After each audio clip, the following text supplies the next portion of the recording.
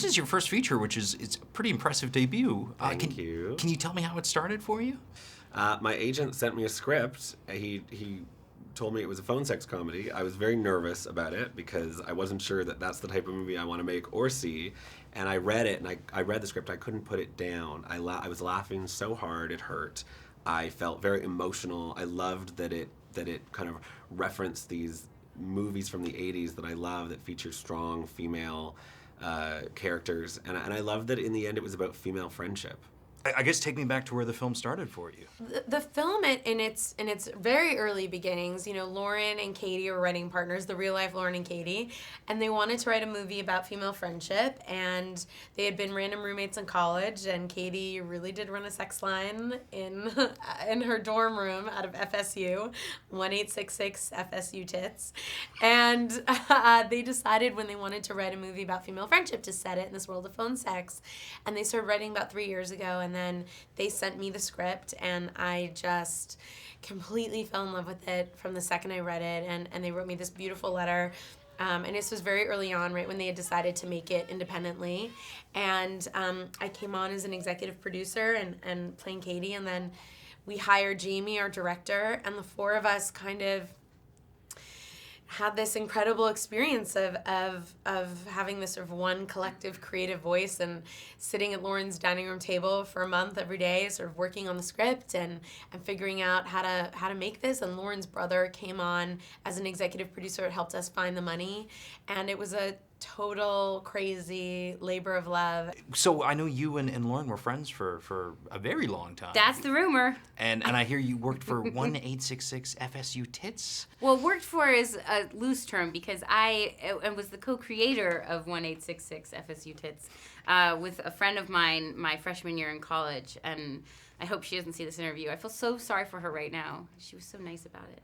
Are you still getting residuals from that phone line? No, it doesn't work quite like that. But I don't think it's working anymore because I imagine a lot of people are calling it after seeing these interviews.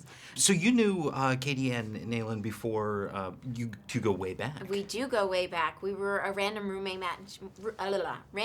match in college, and yeah, we had an interesting dynamic right off the bat. She called me Earth Girl, and I was like, this girl will not stop talking. And but within a few weeks, I think the best friendship was already blossoming. But it was quite some time before this came about. Oh yeah, that was in college, 10, 12 years ago. And then we wrote the script together 3 years ago, and here we are. It's been a long journey. One of the things that seems like it's tricky to direct, and I thought worked very well in the movie, is the balance of the actual phone sex encounters, which Yes. you could do a movie just of skits of those. I know. Was it tricky to figure out when you need them, where to interject them?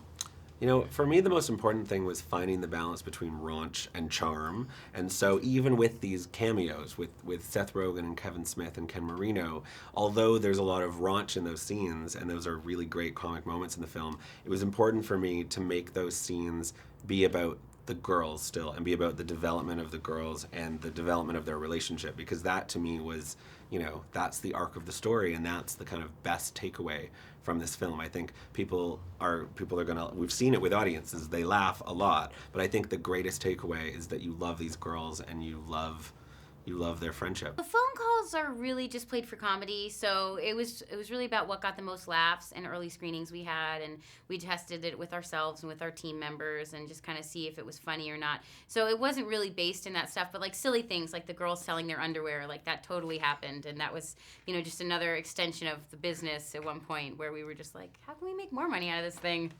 After graduation, I was in film school. Katie was in a writing program, and I moved to LA, and she moved to New York, and we, obviously kept in touch, being such good friends, and we talked about writing together over the years, and we tried a couple things, and that didn't work. And every year in her birthday card, I would write, "This is the year you're going to move to LA, and we'll write together." And so one year she did, and she got there, she settled in, and one day we sat down at a computer, and really it was, all right, what are we writing? Well, Katie, have you met real life Katie? I haven't yet. I will Okay, later. so real life Katie, she calls me Movie Me, which I think is adorable.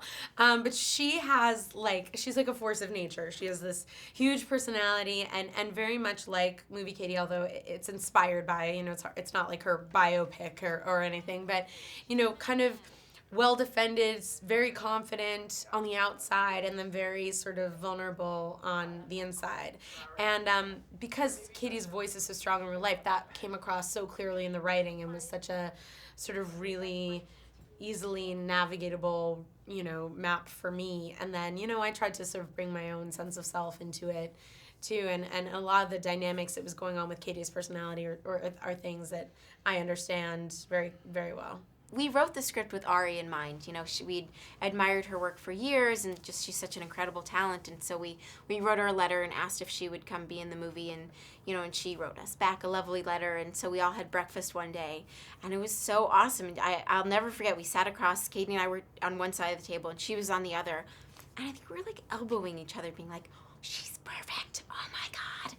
And she's Ari herself is this mix of like sexy and funny and outrageous and also really vulnerable and raw and beautiful. And so she portrays exactly what we want Katie on screen to be, and that's who she is.